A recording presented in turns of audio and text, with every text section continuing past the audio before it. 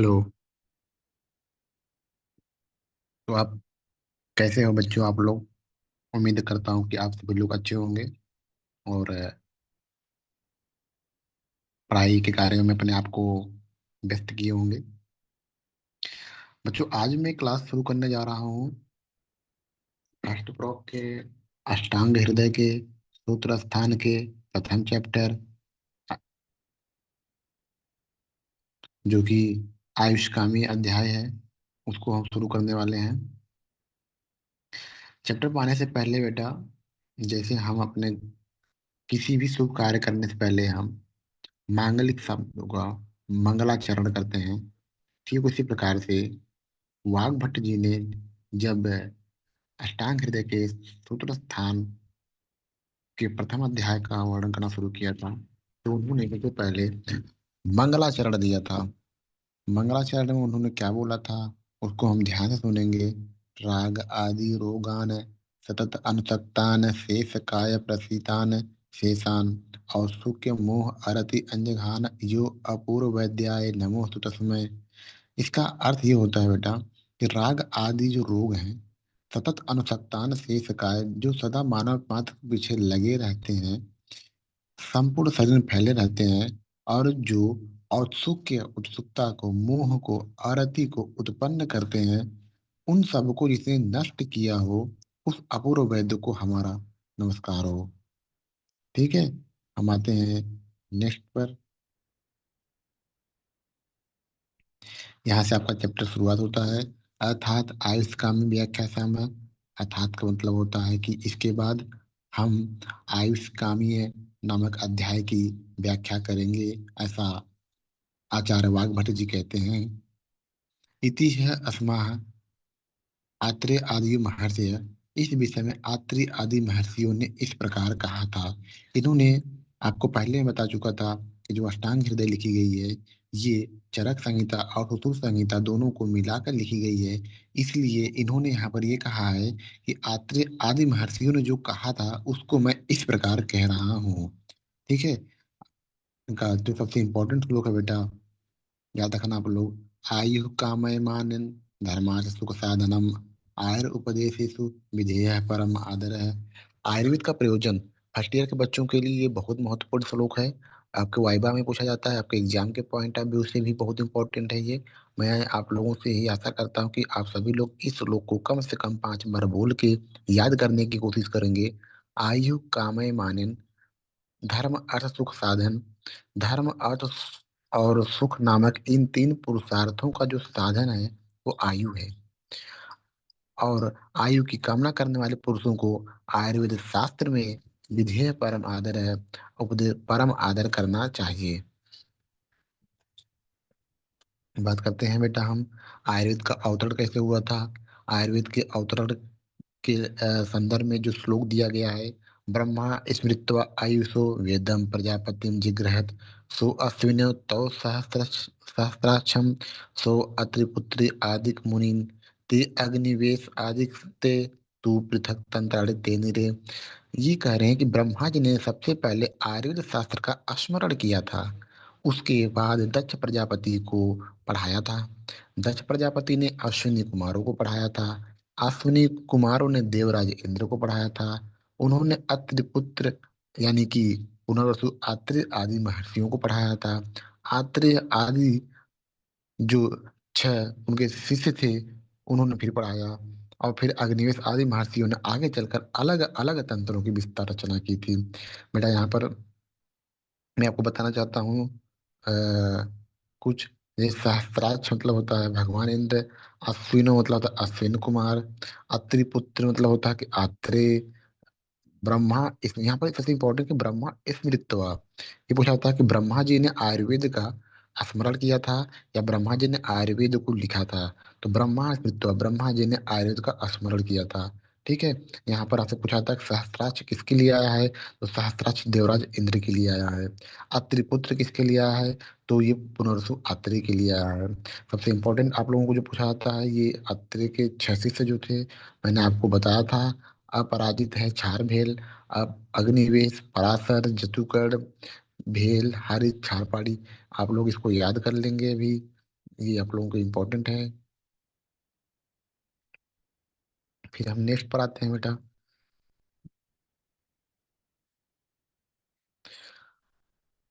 चौथा श्लोक हमसे कह रहा है, तेभ्यो अति विप्रकरेभ्यः प्रायः सारतरो उच्चैः क्रियते अष्टांग हृदयम न अति संक्षेप विस्तरम। ये कह रहा है कि अष्टांग हृदय का स्वरूप बता रहे हैं ये, कि अष्टांग हृदय आखिरकार है कैसा। हाँ, अष्टांग हृदय का स्वरूप में बेटा ये है कि महर्षि वाग्भट्ट कहते हैं कि तेभ्यो अति विप्रकरेभ्यः, इधर उधर बिखरे हुए उन प्राचीन तंत्रों में से सार तरोज, जो सार उत्तम से उत्तम भाग को लेकर यह उच्चवत संग्रह किया गया है। प्रस्तुत संग्रह ग्रंथ का नाम अष्टांग हृदय है। इसमें प्राचीन तंत्र में वर्णित विषय न अति संक्षेप में है और न अति विस्तार से है। मैंने आपसे बताया था कि जब पहली क्लास पढ़ा था तो उसमें बताया था मैंने आपसे कि जो चरक संहिता होती है वो बहुत विस्तार में है, सुश्रुत संहिता जो होती है वो भी अपने आप में बहुत विस्तार में है। तो इन दोनों को मिलाकर जब बनाया गया था अष्टांग संग्रह, तो वो भी बहुत ज्यादा विस्तार में था। आगे चलकर हमें हृदय के समान सार भाग को लेकर अष्टांग संग्रह से अष्टांग हृदय बनाया गया था। तो यह जो ग्रंथ है, यह जो संग्रह है, ये न तो बहुत संक्षेप में है, न तो बहुत विस्तार में कहा गया है। अतः इसको हर मानव आसानी से इसको समझ सकता है। ठीक है, नेक्स्ट पर हम आते हैं। आयुर्वेद के 8 अंग। उम्मीद करता हूँ आप सभी लोग इसको अभी याद करेंगे, 5 5 बार बोलकर, 5 5 बार लिख कर इसको याद करने की कोशिश करेंगे। मैं आप लोग सभी लोगों के सामने इसको पढ़ने की कोशिश कर रहा हूँ। काय बाल ग्रह उद्वांग शल्य दृष्टा जरा वृषान अष्टवंगानी तस्य आहुष चिकित्सा ये सुसंस्कृता। कह रहा है कि काय बाल ग्रह ऊर्ध्वांग शल्य दृष्टा जरा वृष, ये जो 8 अंग होते हैं, इन्हीं अंगों में संपूर्ण चिकित्सा आश्रित होती है। जो हम चिकित्सा करते हैं, जैसे बेटा काय चिकित्सा को कहते हैं जनरल मेडिसिन, बाल तंत्र को कहते हैं हम पीडियाट्रिक्स, गृह चिकित्सा को कहते हैं हम एंथ्रोपोलॉजी, ऊर्ध्वांग चिकित्सा को हम कहते हैं ईएनटी प्लस ऑप्था कहते हैं, शल्य चिकित्सा को हम कहते हैं कि सर्जरी। ऐसे ही सबके अलग अलग अपने जो है महत्व हैं इनके। बात करें काय चिकित्सा को, इसके बारे में पढ़ते हैं तो आप लोग थोड़ा जानिए काय चिकित्सा के बारे में कि जो संपूर्ण शरीर को पीड़ित करने वाले आमाशय और पक्वाशय से उत्पन्न होने वाले ज्वर होते हैं, उन सभी रोगों को शांति का उपाय करते हैं वो काय चिकित्सा होता है। बात करेंगे यहाँ पर बाल तंत्र या कुमारवृत्ति में किसकी करते हैं, तो यहाँ पर जो होता है समस्त प्रकार के नवजात शिशुओं और बालकों की चिकित्सा की जाती है इसमें। और नेक्स्ट है गृह चिकित्सा। तो गृह चिकित्सा में क्या होता है कि किसी को देवता असुर या पूतना जो हो ग्रह से प्राणियों को के ग्रसित हो जाते हैं तो उनकी शांति कर्म की व्यवस्था की जाती है। ऊर्ध्वांग चिकित्सा आपको जानना है, आप आए होंगे फाइनल ईयर में तो आपको ऊर्ध्वांग चिकित्सा जहाँ पढ़ना पड़ेगा। वहां पर क्या होता है ऊर्ध्वगत, जो क्लेविकल के ऊपर पे के पार्ट होते हैं उनके बारे में अध्ययन जिस चिकित्सा में कर शास्त्र में करते हैं वो ऊर्ध्वांग चिकित्सा होती है। शल्य तंत्र के बारे में पूरी दुनिया जानती है। ये शल्य तंत्र का बेटा होता है सर्जरी। दृष्टा चिकित्सा अगत तंत्र इसको कहते हैं। अगत तंत्र को मॉडर्न में टॉक्सिकोलॉजी बोलते हैं। टॉक्सिकोलॉजी में क्या होते हैं कि विभिन्न प्रकार के जो पॉइजन्स होते हैं, विभिन्न प्रकार के एनिमल जो जो पॉइजनस होते हैं उनके बारे में स्टडी करते हैं। अगला हमारे पास है बेटा जरा चिकित्सा। इसको कहते हैं रिजुविनेशन थेरेपी, और इसको कहते हैं रसायन तंत्र कहा जाता है क्योंकि इसके प्रभाव से इंसान लंबे समय तक जवान बना रहता है। नेक्स्ट बेटा बाजीकरण।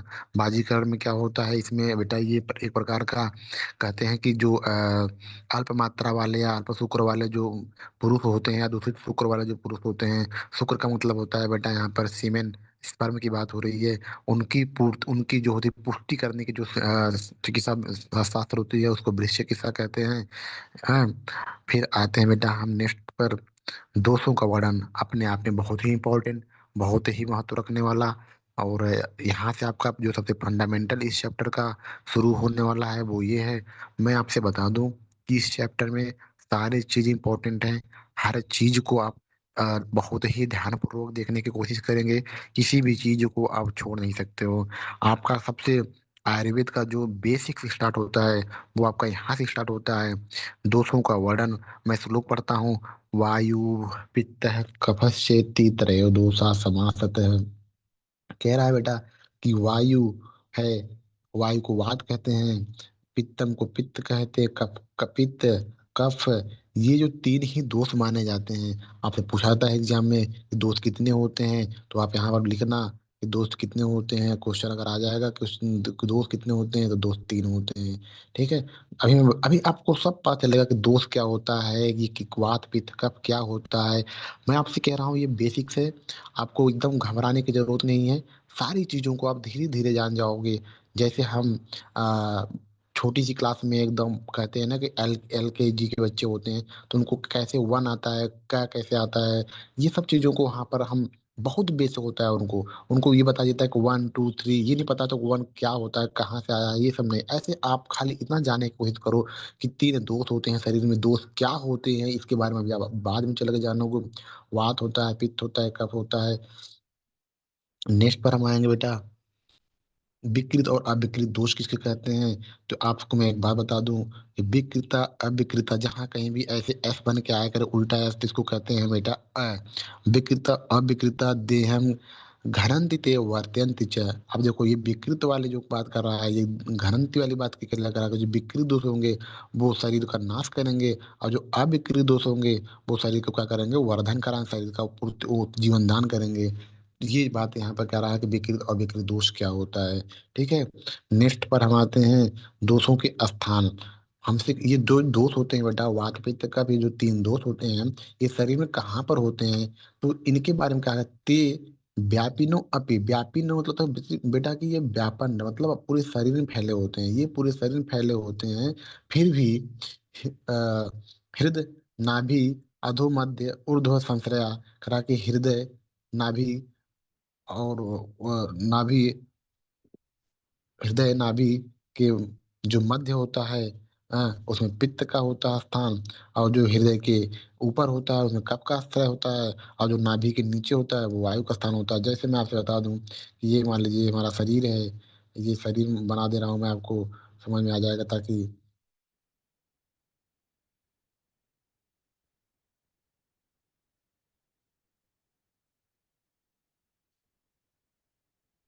बेटा ये आपकी नेवल है, मान लीजिए ये नाभि है। तो जो नाभि के नीचे है ये वात होती है। जो नाभि और हृदय की, जहाँ ये आपका हृदय होता है मान लीजिए, तो नाभि और हृदय के बीच में जो होता है वो पित्त होता है। और जो हृदय के ऊपर होता है वो पूरा पूरा कफ होता है। ठीक है। ये होता है आपके बारे में। है। अब बात करते हैं कि वय आदि के अनुसार दोष का कौन सा दोष, जैसे वय मतलब होता है एज, वय मतलब होता है एज, किस एज में कौन सा दोष की प्रधानता होती है। वात, मैंने आपसे काफी से बता रहा हूँ कि दोष तीन होते हैं, वात पित्त कफ। अभी मैंने आपसे बताया कि शरीर में दोष कहाँ होते हैं, तो आपने बताया कि ये सारे दोष जो होते हैं पूरे शरीर में फैले होते हैं। फिर भी अगर इनका मुख्य स्थान पूछा जाता है तो बताया जाता है कि नाभि के नीचे वात का स्थान, नाभि और हृदय के बीच में पित्त का स्थान, और हृदय के ऊपर जो होते हैं वो कफ का स्थान होता है। इसको पढ़ने के बाद हमने आगे डिस्कस किया कि एज के अनुसार दोष कहाँ होते हैं। तो मैं आपसे बता दूं तो वय, अहोरात्रि, भुक्तानाम, ते, अंत्य, मध्य, आदि, तीन शब्द यहाँ पर आए हैं बेटा। तीन शब्द ध्यान देना, अंत मध्य आदि क्रमात। क्रमा मतलब होता है क्या बेटा, वात पित्त कफ की बातें कर रहे हैं हम। कह रहा है कि वय को अंत हो, दिन अहोरात्र मतलब, तो अहोरात्र मतलब होता है बेटा ने कि दिन रात। और भुगतान होता है तो खाना खाने के बाद। तीन चीजों का, तीन तीन चीजों में इन्होंने तीन टाइम का दोषों का स्थान बताया है इन्होंने जैसे वय, वय के अंत में क्या होगा, वय के अंत में वात, वय के मध्य में पित्त, वय के आदि में, आदि मतलब होता है कि स्टार्टिंग में वहां क्या होता है, कब का स्थान। जैसे वय के अंत मतलब होता है बेटा वृद्धावस्था, वय के मध्य का मतलब होता है बेटा युवावस्था, वय के आदि मतलब प्रथम अवस्था जो होती है वो होता है बच्चा बाल्यावस्था होती है। ठीक है। ऐसे ही अहोरात्र मतलब तो दिन रात में, दिन और रात मान लो दिन है तो दिन के शुरुआत में कफ होगा, दिन के मध्य में पित्त होगा, दिन के अंत में वात होगा। ऐसे ही खाना खाने के बाद भुक्ता नाम, भुक्ता नाम मतलब होता है खाना खाने के बाद। जैसे ही खाना खाया आपने उसके तुरंत बाद कफ का आदि है ना, आदि में, और उसके बाद जब खाना पच रहा होता है तो पित्त का, और खाना के पच जाने के बाद तो वात का काल हो जाता है। ठीक है बेटा। नेक्स्ट पर हम आते हैं दोषों का अग्नि पर क्या प्रभाव पड़ता है। ये जो दोष होते हैं, हमने आपसे बताया कि तीन दोष होते हैं, वात पित्त कफ। इनका हमारे अग्नि पर क्या प्रभाव, अग्नि क्या होती है, अभी आप जानोगे इसको। बहुत परेशान होने की जरूरत नहीं है बेटा, सब कुछ जानोगे आप। धीरे धीरे सब चीजों को आपको पता चल जाएगा। अग्नि क्या होती है, दोष क्या होते हैं, धीरे धीरे जान जाओगे आप। अग्नि को आप मोटा मोटा ये समझ लीजिए कि जो हमारी डाइजेस्टिव फायर होती है, जो हमारी डाइजेशन की पावर होती है, जो कुछ भी खाते हैं जो पचाती है, वो हमारी अग्नि होती है। यहाँ से मैं आपसे बात करूंगा कि दोषों का अग्नि पर क्या प्रभाव होता है। तो दोषों का अग्नि पर प्रभाव ये पड़ता है बेटा कि वात दोष से विषम अग्नि, पित्त दोष से तीक्ष्ण अग्नि, और कफ दोष से मंद अग्नि हो जाती है। अगर किसी व्यक्ति में मान लीजिए वात दोष की प्रधानता है, तो जो उसकी अग्नि होगी वो विषम होगी। किसी व्यक्ति में अगर पित्त दोष की प्रधानता है, तो उसकी जो अग्नि होगी वो तीक्ष्ण अग्नि होगी। किसी व्यक्ति में अगर कफ दोष की प्रधानता है, तो जो उसकी अग्नि होगी वो मंद होगी। यहाँ पर बेटा तीक्ष्ण मंद और विषम का मतलब ये होता है, ये अग्नि जो होती है, ये हम जैसे कुछ भी खाए पिए उसके बिहेव पर है ये। जैसे तीक्ष्ण अग्नि मतलब होता है कि अग्नि बहुत तेज है, हम कुछ भी खाएंगे उसको पचा लेंगे। और मंद अग्नि मतलब होता है बेटा कुछ भी हम खाएं पिए और उसको क्या करें, तो वो हमारा हो जाता है कि उसको जो बहुत स्लो पचाए, तो वो हो जाता है हमारा।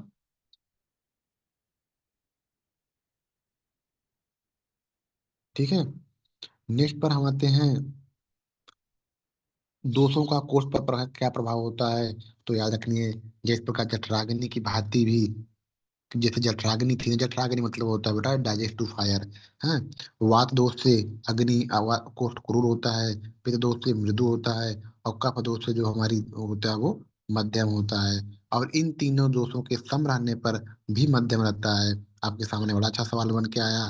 क्या सवाल बन के आया, कि पूछा जाता है क्वेश्चन कि मध्यम कोष्ठ किस में होता है, कफ दोष में होता है, या तीनों दोषों के समान रहने पर होता है, या दोनों के। तो आंसर होगा कि दोनों के सम रहने पर अग्नि जो हमारा कोष्ठ होता है वो मध्यम होता है। यानी कि कोष्ठ कफ दोष से भी मध्यम होता है, और तीनों दोषों के सम रहने पर भी मध्यम में होता है। नेक्स्ट की बात हम करते हैं, दोषों से गर्भ प्रकृति का वर्णन। गर्भ प्रकृति का मतलब होता है बेटा जो हमारा फीटस है, जो हमारा गर्भ है, पेट माता माँ के पेट में जो गर्भ है, उसकी प्रकृति का, प्रकृति मतलब होता है उसका नेचर कैसा होगा। वो दोष ही डिसाइड करते हैं, दोषों के से ही पता चलता है उस वो बंदा जो न्यू बॉर्न बेबी होगा, वो कौन सा प्रकृति का होगा, वात वाला होगा, पित्त वाला होगा, कफ वाला होगा, कैसा होगा। ठीक है। तो ये कैसे पता चलता है, यहाँ पर देखो एक लाइन लिखी हुई है, हिंदी में देखते हैं।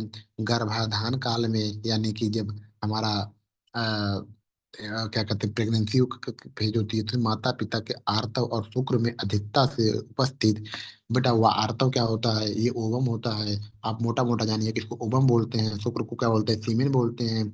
इन दोनों में अधिकता से उपस्थित, या जो तीन दोषों के होते हैं ना, जो तीन, इनमें जो दोष प्रधान होते हैं, ठीक है, उनकी हिसाब से प्रकृति बनती है। ये लाइन कहना चाह रहा है कि गर्भाधान काल में माता पिता के आर्तव तथा शुक्र में अधिकता से उपस्थित या वर्तमान उक्त तीनों दोषों के अनुसार क्रमशः गर्भ की तीन प्रकृतियां बनती हैं।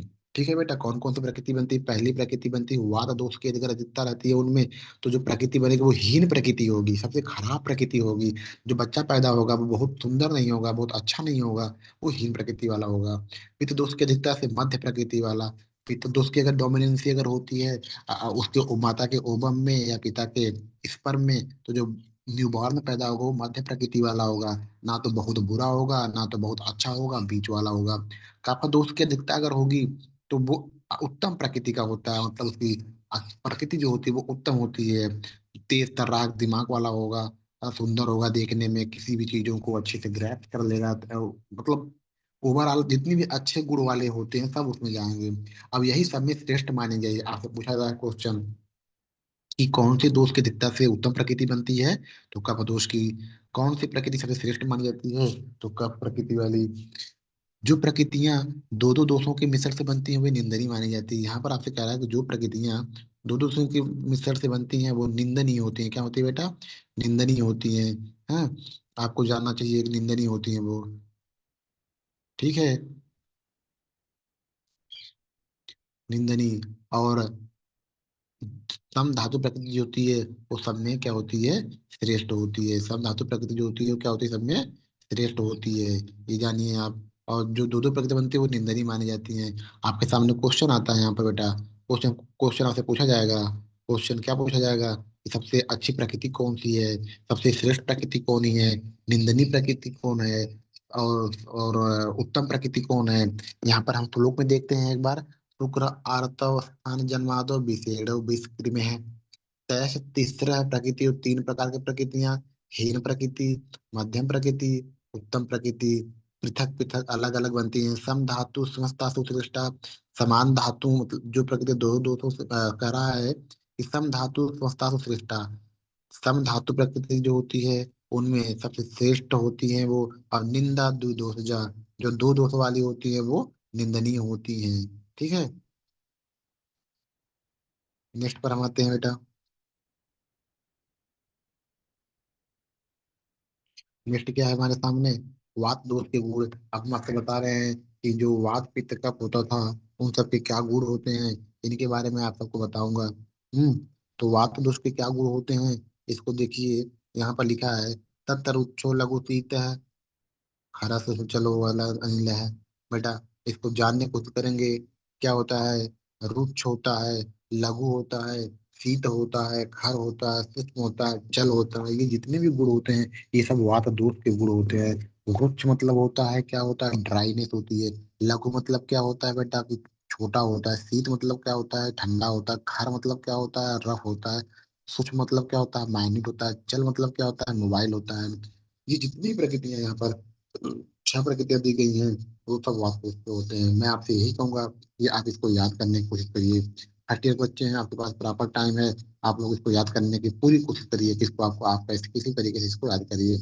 नेक्स्ट आता है अपने सामने बेटा पित्त दोष के गुण। पित्त के सात गुण यहाँ पर दिए गए हैं। क्या क्या दिया गया है कि पित्तम स्नेह स्नेह तीक्ष्ण उष्णम लघु विस्त्रम सर्वम द्रवम।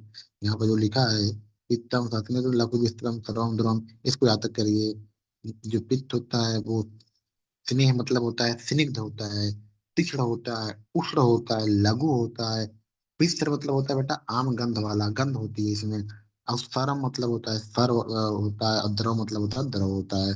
ठीक है। नेक्स्ट हम आएंगे कफ के गुण के बारे में थोड़ी। कफ का गुण जो होता है बेटा तो कफ जो होता है वो स्निग्ध है, शीतल गुरुर मंद है, लक्षणों मृदु मृत्सना कफ है। मैं आपसे फिर कहूंगा आप सभी लोग उस पर याद करिए। स्निग्ध होता है, शीत होता है, गुरु होता है, मंद होता है, लक्षण होता है, मृत्सन होता है। मृत मतलब होता है बेटा कि मिट्टी के जैसा होता नहीं है। मिट्टी को हम लोग घोल देते हैं तो ऐसा होता है मृत्सन होता है। और स्थिर होता है। ये कपटे गुण होते हैं। मैं आप सभी फिर से कहना चाहता हूँ आप सभी से कि आप सभी लोग इनके सारे गुणों को याद करिए। वात पित्त कफ के जो गुण हैं इनको आप याद करके आइए। इसके भी बेटा सात गुण हैं। वात के छह थे, पित्त के सात थे, इसके भी सात हैं। इन सबको आपको याद करना है। ठीक है। हम आते हैं नेक्स्ट पर। नेक्स्ट हमारे सामने क्या दिया गया है। दो टेक्नोलॉजी आई है यहाँ पर। वो टेक्नोलॉजी आपको याद करनी चाहिए कि संसर्ग क्या होता है और सन्निपात क्या होता है। संसर्ग क्या होता है और सन्निपात। संसर्ग और सन्निपात परिभाषा बहुत इंपॉर्टेंट है बेटा। मैं आपसे बता दे रहा हूँ कि ये बहुत बेसिक्स है। यहाँ ये कह रहा है किन्हीं किन्हीं किन्हीं दो दोषों को जैसे दो दोषों से के साथ किन्हीं दो दोषों का एक साथ क्षय और वृद्धि होती है उसको संसर्ग कहते हैं। ओके। तीन दोषों का एक साथ क्षय वृद्धि होती है तो उसको क्या कहते हैं। तीन दोषों का एक साथ क्षय वृद्धि होती है तो उसको हम क्या कहते हैं सन्निपात कहते हैं। ठीक है। आपको ये जानने की ये टेक्नोलॉजी है। इसको आप जान जाएंगे तो अच्छा ही है। हाँ। और नेक्स्ट पर आते हैं बेटा हमें धातुओं का वर्णन। आप बात करते हैं धातु क्या होता है। ठीक है। तो सब पता चलेगा आपको धातुएं कितनी होती हैं। धातुएं हमारे शरीर में सात होती है। कौन कौन सी होती हैं। रस अश्रिक मांस मेदो अस्थि मज्जा शुक्राणि धातु तत्दुष्या। आयुर्वेद में रस, रक्त, मांस, मेद, अस्थि, मज्जा, शुक्र ये सात धातु होते हैं। ठीक है बेटा।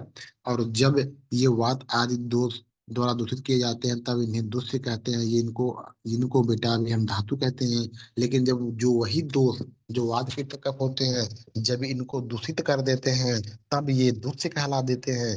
तो है एक ही चीज। ठीक है। बात करते हैं मलों का वर्णन। मल कितने होते हैं आयुर्वेद में बताए गए हैं तो मल तीन प्रकार के बताए गए हैं। क्या क्या बताया गया मूत्र, सकृत और क्या होता है स्वेद बेटा। हिंदी में देखते हैं मूत्र बताया गया है। हाँ। पुरुष बताया गया है और कहता गया स्वेद बताया गया है। तीन प्रकार के हमारे पास मल होते हैं। ठीक है। नेक्स्ट हम देखते हैं क्या है। इसके बाद हम 5 मिनट का 2 मिनट का रिवीजन करेंगे पीछे वालों का। नेक्स्ट पर हम आते हैं बेटा, दो धातु मलों की वृद्धि एवं क्षय। अभी हमने पढ़ा दो, तो हमने पढ़ा दो तीन होते हैं, वात पित्त कफ। हमने पढ़ा धातु, धातु तीन होते हैं, रस रक्त मांस मेद अस्थि मज्जा शुक्र होते हैं। फिर हमने बात किया मल, मल कितने होते हैं बेटा? 3 होते हैं। कौन कौन से होते हैं? वात, सॉरी, मूत्र, मूत्र होता है पुरुष, पूरी से मतलब होता है बेटा फीकस मैटर। मूत्र मतलब होता है यूरिन। और क्या होता है? मूत्र हो गया, पुरुष हो गया, और स्वेद, स्वेद मतलब होता है बेटा हमारा पसीना जो आता है उसको हम स्वेद बोलते हैं। ओके। तो यहाँ पर कह रहा है कि इन दो धातु मलों की वृद्धि और क्षय कैसे होती है। ये कह रहा है, आपका बहुत अच्छा श्लोक है ये। अगर आप देखोगे तो यहाँ कहता है कि वृद्धि सामान्य सवरसाम विपरीत, विपरीत विपर्य। कह रहा है बेटा कि शरीर से संबंधित उक्त वात आदि दोषों, रस आदि धातुओं तथा मलों के समान गुण धर्म वाले पदार्थों का सेवन करने से उन उनकी वृद्धि होती है, तथा उन उनके विपरीत गुण वाले पदार्थों का सेवन करने से उनका क्षय होता है। जैसे हम ये कह दें आपको कि किसी के शरीर में मांस की कमी है तो उसको हम मांस खिलाते हैं। हम उसको कहते हैं कि आप मीट खाइए, आप चिकन खाइए, आपके बॉडी में मसल्स जो होती है, मसल्स मास कम हो रही है, तो बेटा हम मसल्स की मास कम हो रही है तो हम मसल्स देकर उनकी जो मसल्स बढ़ाना कोशिश कर रहे हैं। तो यही वही कह रहा है कि शरीर में दो धातु अगर मल की वृद्धि मतलब हो गई है या क्षय हो गई है, कैसे होती है? तो कहते हैं कि उनसे गुण वाले, उनके मिलने वाले गुणों का अगर सेवन कराएंगे तो उन उन चीजों की वृद्धि होगी, और उनसे विपरीत गुणों का सेवन करवाएंगे तो उन उन चीजों का क्षय होगा। क्षय मतलब होता है बेटा लॉस होगा उसका। ठीक है। नेक्स्ट आते हैं रसों का वर्णन। अब बात करते हैं रस क्या होते हैं, तो तब पता चलेगा आपको, बेसिक्स हैं एकदम। रस क्या होता है? जैसे हम लोग खाना पीना खाते हैं ना, तो कोई खाने में मीठा लगता है, कोई कड़वा लगता है, कोई तीखा लगता है, कोई नमकीन लगता है। इन सबको रस कहा गया है। ठीक है। आयुर्वेद में 6 रस बताए गए हैं, मॉडर्न में भी बताया गया है। मॉडर्न में बताया गया है ना, स्वीट सावर, और जो भी बताए गए हैं। यहाँ पर देखो कौन कौन से रस होते हैं। तो यहाँ पर 6 रस हैं बेटा, आप यहाँ पर लिखो कि 6 रस होते हैं। हाँ लिखो, 6 रस होते हैं। ठीक है। कौन कौन से होते हैं तो देखना पड़ेगा। स्वादु, अम्ल, लवण, तिक्त, उष्ण। उष्ण को देखो कटु भी बोलते हैं, याद रखना, उष्ण को कटु बोलते हैं। और कसाय, कसैला। ठीक है। देख लेना आप। क्या क्या है? स्वादु मतलब मीठा, मीठा मतलब जैसे मिठाई होती है। अम्ल मतलब खट्टा, खट्टा क्या होता है? नींबू संतरा हो गए। लवण में हो गया नमकीन या नमक हो गया। तिक्त में जैसे नीम खाते हैं तो नीम तीखा लगता है, तिक्त हो गया।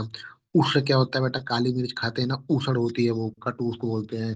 और कसाय क्या होती है? कसाला जैसे हर्रे खाए हो आप लोग, हर्रे जो हमारे लोग के गाँव में मिलती है, तो उसको कहते हैं कि वो फ्लो होती है। ठीक है।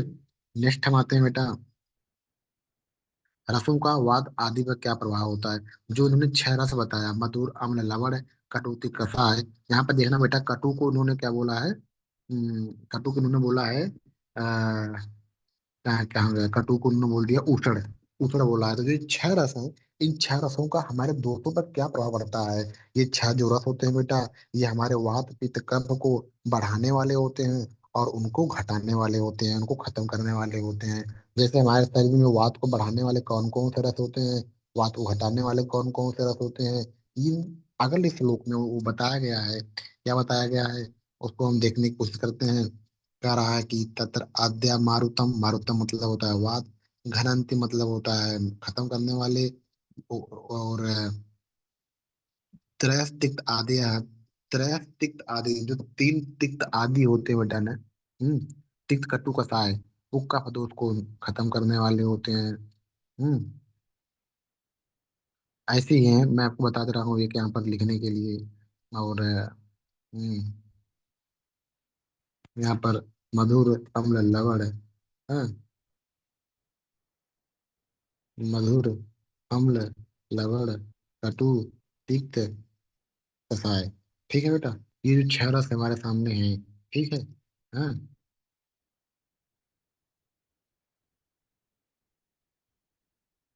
ये 6 रस हमारे सामने हैं।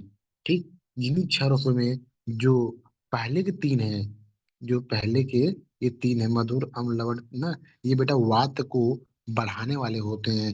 तो जो 3 बचेंगे ये वात को न खत्म करने वाले होंगे। ठीक है। याद रखना आप। तो वात, जैसे हम लिखते हैं वात लिख दिया। हाँ, 1 मिनट। मैं आपको यहीं पर एक टेबल बना दे रहा हूँ, आप उसको ध्यान से देखिएगा, समझ में आ जाएगा आपको।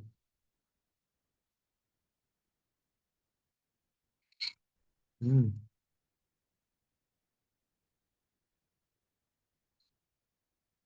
वा, वात, पित्त, कफ है। इनमें जो होता है बेटा, ये तीन रस जो होते हैं, ये इसको क्या करेंगे, बढ़ाने वाले होंगे। हाँ। और जो ये तीन रस होंगे, इसको क्या करेंगे, घटाने वाले होंगे। ऐसे ही इसमें देखो, जो दिया है, आप उसको याद करिए अच्छे से, ठीक है। नेक्स्ट पर हम आते हैं कि द्रव्य का वर्णन। द्रव्य कितने होते हैं? द्रव्य जो होते हैं वो तीन होते हैं। बताया गया है यहाँ पर कौन कौन से द्रव्य होते हैं। तो समन द्रव्य होता है, ठीक है, कोपन द्रव्य होता है, हाँ, और स्वस्थित होता है। समन मतलब क्या होता है कि जो वात आदि दोषों का समन करने वाला होता है। जो जो दोष होते हैं ना, उनको शांत करने वाला होता है, उनको समन कर दे, दबा दे, उनको कहते हैं समन। कोपन का मतलब होता है कि जो दोष होते हैं उनको कुपित करने वाला होता है, उनको दोषों को कुपित करता है, वो होता है कोपन। और स्वस्थित्व क्या होता है, जो स्वस्थ खुद के स्वस्थ को बनाए रखने होता है, वो स्वस्थित होता है। अगर नेक्स्ट पर आते हैं, यहाँ पर वीर्य का वर्णन दिया गया है। बताते हैं वीर्य का वर्णन। तो वीर्य क्या होता है, वीर्य होती है पोटेंसी होती है, क्या होता है, अभी इसके बारे में सब कुछ पता चलेगा। आप खाली यहाँ पर जाइए, द्रव्यों में एक शीत गुण होता है और एक उष्ण गुण की अधिकता से दो प्रकार का वीर्य माना जाता है। शीत वीर्य और उष्ण वीर्य माना जाता है, ठीक है। नेक्स्ट पर हम आते हैं विपाक। विपाक क्या होता है बेटा, खाना। विपाक एक होता है रस, मैंने बताया था कि कुछ कोई भी खाना तो स्वाद एक होता है, वो कटु है, कड़वा है, मीठा है, तीखा है, कैसा है, वो उसको रस कहते हैं। विपाक क्या होता है कि अंतिम में, जैसे खाना खा लिए, अंत में जो उसका हमें स्वाद पता चलता है कि ये कौन से स्वाद का है, तो उनको विपाक कहते हैं, ठीक है। यहाँ पर विपाक तीन प्रकार का होता है, याद रखना बेटा। रस छह होते हैं, लेकिन उन शब्द के छह रस से तीन ही प्रकार के विपाक बनते हैं। कौन कौन से होते हैं हम देख लेंगे यहाँ पर। देखिए यहाँ पर मधुर, अम्ल और कटु है, ठीक है। मधुर, अम्ल, कटु, ये तीन प्रकार के आपके पास क्या है, विपाक होते हैं।